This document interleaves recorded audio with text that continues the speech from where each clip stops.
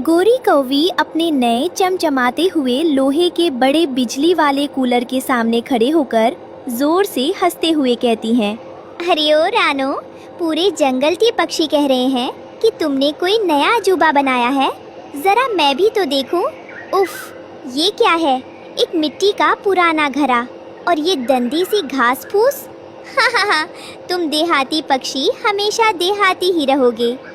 गोरी कौवी बहन, दिखावे में क्या रखा है?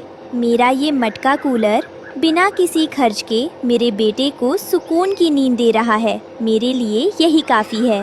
अरे रानो, जमाना बदल गया है, कुछ पैसे खर्च करना सीखो। ये देखो, शहर का असली लोहे का बिजली वाला कूलर। इसके अंदर जो पंखा लगा है ना, वो एक झटके में पूरे पेड़ को ठंडा कर देता है। तुम्हारी इस मिट्टी की गुल्लक की औकात मेरे इस महंगे कूलर के सामने एक ढीले की भी नहीं है। गोरी कौवी आंटी, आपका कूलर बहुत महंगा हो सकता है, लेकिन ये बहुत आवाज़ करता है और इसके लिए बिजली की ज़रूरत पड़ती है।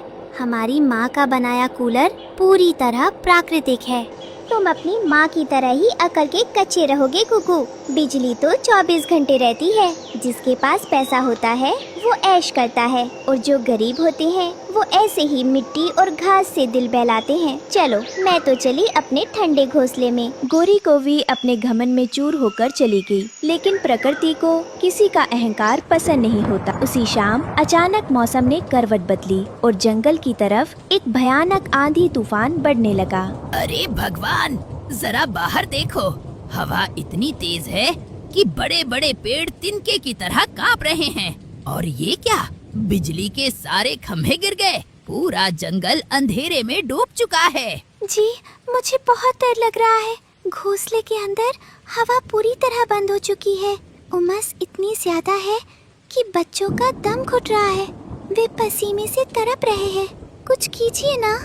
पापा, पापा, मुझे सांस लेने में दिक्कत हो रही है। बहुत सफोकेशन हो रही है। प्लीज पंखा चालू करो ना। बेटा, कहाँ से चालू करूँ? पूरे जंगल की बत्ती गुल है। बाहर का तापमान 45 डिग्री पार है और ऊपर से ये भयानक तूफान। खिड़की खोली तो धूल अंदर आएगी, बंद रखी तो घोंसला भट्टी बन जाएगा। तूफान इतना जबरदस्त था कि उसने जंगल के बड़े बड़े ट्रांसफार्मर और बिजली के खंभों को उखाड़ फेंका। देखते ही देखते पूरे जंगल में पूरी तरह से ब्लैकआउट हो गया। अरे, ये